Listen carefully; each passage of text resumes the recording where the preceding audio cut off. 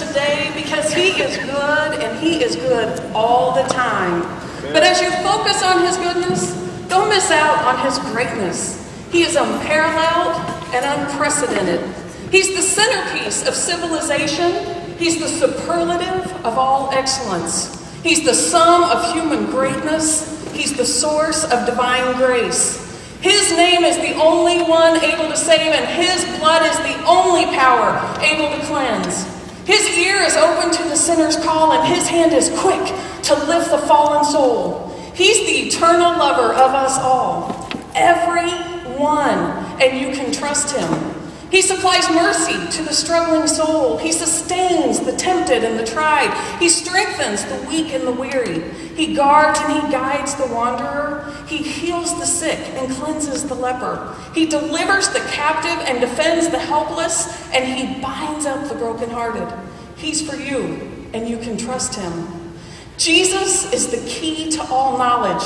He's the wellspring of wisdom. He's the doorway of deliverance, and he's the pathway of peace. He's the roadway to righteousness, he's the highway to holiness, and he's the gateway to glory.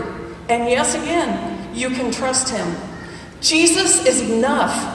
He is the all-sufficient King. He's the King of the Jews, he's the King of Israel, he's the King of righteousness, and he's the King of the ages. He's the King of heaven, he's the King of glory, he's the King of kings, and the Lord of lords. And yes, again, you can trust him. And rejoice in this, my friend, he is a sovereign King. There is no gauge to measure his limitless love. There are no barriers to block his blessings outpoured. He is enduringly strong and entirely supreme.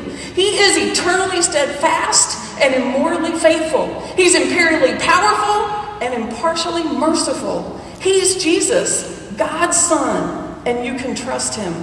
I wish that I could more accurately describe him to you, but he's indescribable. He's incomprehensible. He's invincible. He's irresistible. You can't outlive him, and you can't live without him. The Pharisees couldn't stand him, but they found they couldn't stop him. Pilate couldn't fault him. Herod couldn't kill him. Death couldn't conquer him, and the grave couldn't hold him. Woo! Friends, he's the Alpha and Omega, the first and the last, the God of the future and the God of the past, and we rise to speak his name again and again. Jesus! Jesus! He is Jesus. He is for us, and we can trust him.